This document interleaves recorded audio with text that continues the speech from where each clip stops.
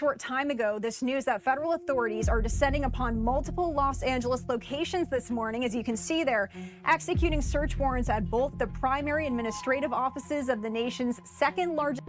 We affirm our commitment to the American people by dismantling a violent, organized crime network.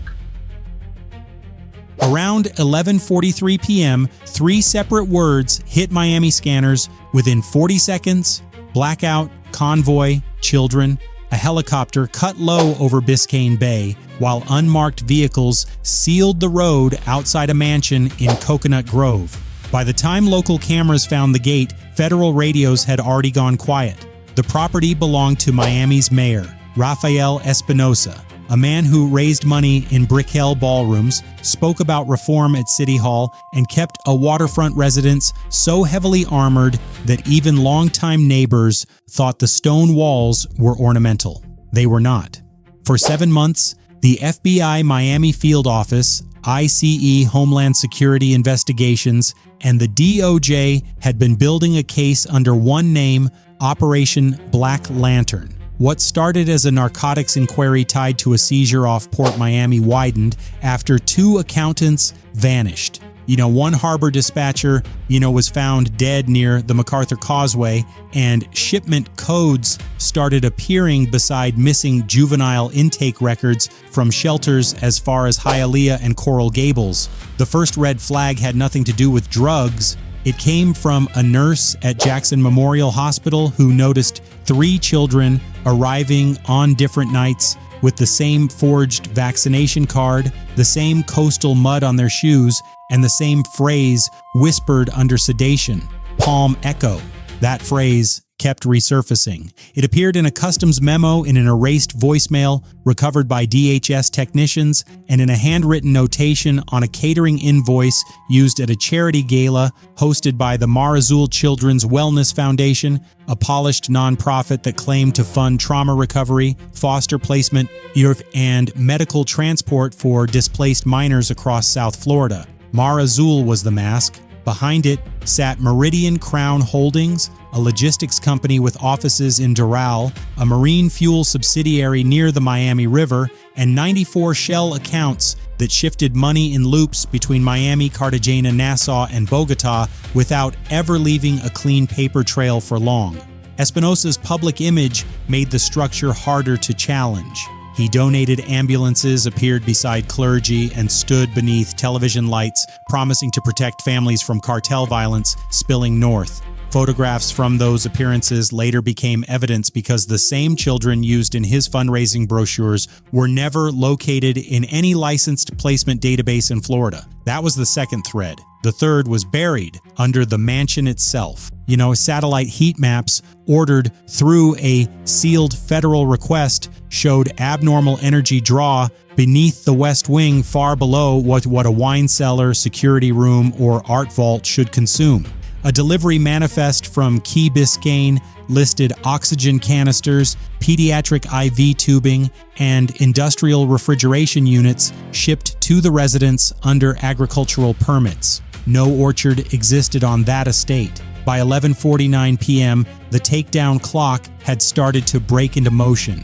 An FBI tactical unit advanced from South Bayshore Drive, while HSI teams cut toward the Marina side entrance. Miami Police Department officers locked down the outer perimeter, and the U.S. Coast Guard drifted beyond the seawall with lights suppressed, watching 6 slips that had been flagged for emergency departure. Inside the control vehicles, nobody spoke above a murmur. The warrant package was stacked 4 inches thick and signed under seal in the Southern District of Florida. It covered narcotics trafficking, money laundering, child endangerment, false imprisonment, conspiracy, and obstruction.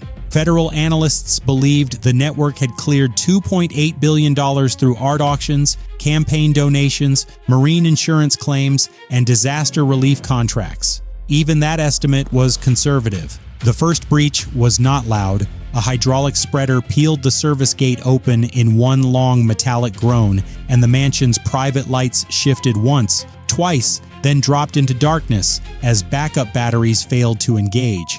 That failure should not have happened. The house had triple redundant power and a hardened generator bunker rated for hurricanes. Someone had touched the system before the teams arrived. A groundskeeper sprinted toward the pool house carrying 2 burner phones and a ring of access cards. He made it 14 yards before HSI put him face down on the travertine. On the eastern terrace, another employee tried to torch a box of ledgers in an outdoor fireplace, but the pages only blackened at the corners before rain mist blowing off the bay killed the flame. Then came the sealed door. Behind a temperature-controlled wine gallery on the lower level, agents found a steel panel hidden by imported oak shelves and 11 bottles, arranged in the wrong vintage order. One of the FBI evidence specialists caught it because the collection skipped an entire year, and wealthy collectors almost never leave a vertical incomplete if they want people to admire it. The shelf slid back on a recessed track. Behind it was a corridor lined with soundproof insulation, soft floor padding, and cameras wired to an internal server rack.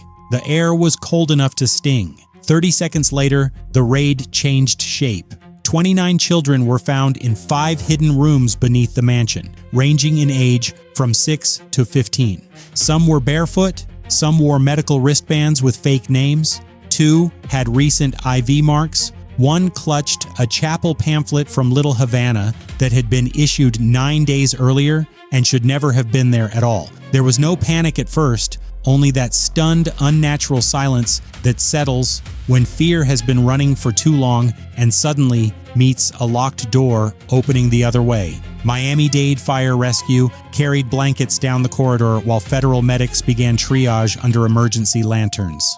One child pointed toward a painted wall decorated with coral fish and said there were more names behind it. The wall opened into a classroom no larger than a storage unit with alphabet posters, sedatives, canned food, and 18 passports hidden inside a false ceiling panel. This was not a holding area assembled in haste. It had been engineered. Before anyone on the upper floors fully grasped what had been uncovered, parallel warrants detonated across the city. In Hialeah, a duplex registered to a church volunteer turned out to contain shrink-wrapped cocaine bricks behind drywall. In Doral, Meridian Crown's distribution warehouse held forged custom seals, biometric printers, and refrigeration crates marked as medical aid. At a private dock near Key Biscayne, the Coast Guard intercepted 2 fast boats with scrub transponders and enough fuel to clear U.S. waters before dawn. Miami was not the backdrop. Miami was the machine. The mayor was located on the 3rd floor inside a hurricane-safe study with campaign plaques, framed photographs from Washington, and a locked cabinet containing 4 satellite phones. He was wearing loafers, a linen shirt, and an expression that seemed less shocked than offended, as if federal entry into his private residence were a violation greater than whatever had been built beneath it. He asked for his attorney within seconds. He also asked for his chief of staff, Elena Varela. That request landed badly because Varela was already missing. In the motor court, agents lifted a false panel beneath a bronze sculpture and found the artifact that broke the case wide open. A salt-stained red leather ledger wrapped in marine plastic and stamped with the crest of Meridian Crown. It contained date columns, vessel numbers, coded initials, cash disbursements, and a recurring street label written in blue ink across dozens of lines. Palm Echo. Palm Echo was not a street, it was a transfer route. Each entry connected a child movement, a narcotics load, or a payout to a person with enough rank to shield it. Judges' assistants, port clerks, campaign consultants, private security contractors, and 1 deputy procurement director appeared beside coded amounts. So did charities, shell trusts, and disaster grants. The ledger mapped 46 months of exchanges with precision so cold it barely looked handwritten. 1 line froze the room. Beside a shipment entry tagged to Port Miami sat a note referencing 29 garden seats for the gala, followed by initials matching the Mar Azul event planner and a payment released 3 days before the children vanished from intake systems. Those were not gala seats, those were human beings turned into accounting language. At 11:58 p.m., helicopters were circling low enough for every neighborhood camera within range to start streaming. News vans jammed the perimeter at Coconut Grove, crowds formed behind police tape, phones lit up from downtown Miami to Coral Gables as rumors outran verified facts and city officials began issuing denials no one believed for more than 60 seconds. The mansion glowed under tactical floodlights like a stage set stripped of its illusion. At Jackson Memorial, pediatric teams prepared 12 trauma beds while Florida child welfare officials rushed in under federal escort. Parents from unrelated cases gathered in the lobby after social media posts claimed minors had been recovered from the mayor's home. The details were wrong, but the dread was real, and dread spreads faster than accuracy when children are involved. Then the digital strike hit. At 12:17 a.m., just as evidence teams started imaging the mansion's servers, Miami's municipal property archive suffered a cascading failure. For 92 seconds, access logs vanished. 12 body camera feeds locked on frozen frames. 2 mobile evidence tablets rebooted into blank directories. The county permit database returned corrupted entries for the mansion, the Doral warehouse, and a storage parcel near the Miami River. It looked like an outside intrusion. Now, and it was not. DOJ cyber specialists isolated the malicious command inside 7 minutes because the wipe sequence carried a rare compression signature previously seen in an internal procurement breach that had never been made public. The code, labeled Harbor Vale, had been seeded through a Trusted City maintenance update and triggered only when specific parcel numbers and warrant tags aligned on the same network. No foreign swarm, no anonymous sabotage. The trace ran through a municipal fiber node near downtown Miami, bounced off a private relay leased to Meridian Crown, then terminated on a secure credential issued to Elena Varela, the mayor's chief of staff and the public architect of Mar Azul's donor network. That was the betrayal. Varela had been feeding schedules, permit access, and restricted child placement data into the ring for years. She attended federal task force briefings as a civic liaison, smiled for cameras beside rescued family initiatives, and quietly pre-positioned kill code so records could die the moment investigators came too close.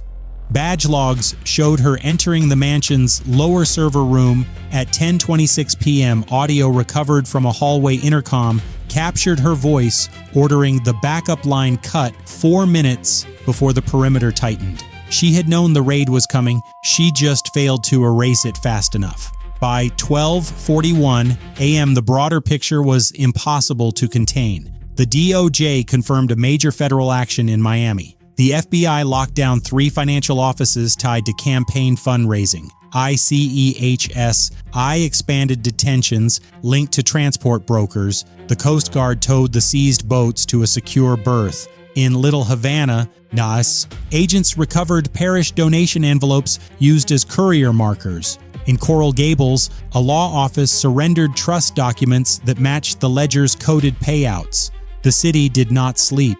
It flinched. By dawn, television screens across Florida showed aerial shots of a luxury residence, children being transferred under shields, and boxes of evidence leaving through the same gate that had welcomed donors, diplomats, and celebrities just nights earlier. Espinosa was taken into federal custody before sunrise.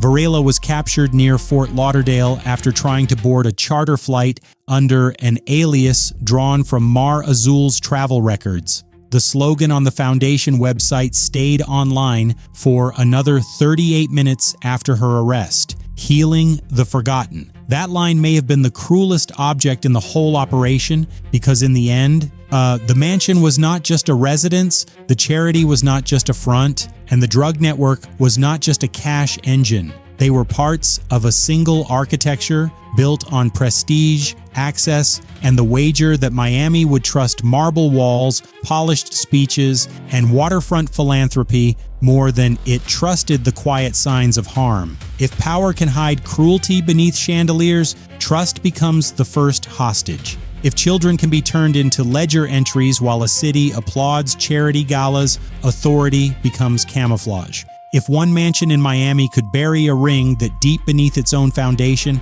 how many polished doors still deserve to be opened?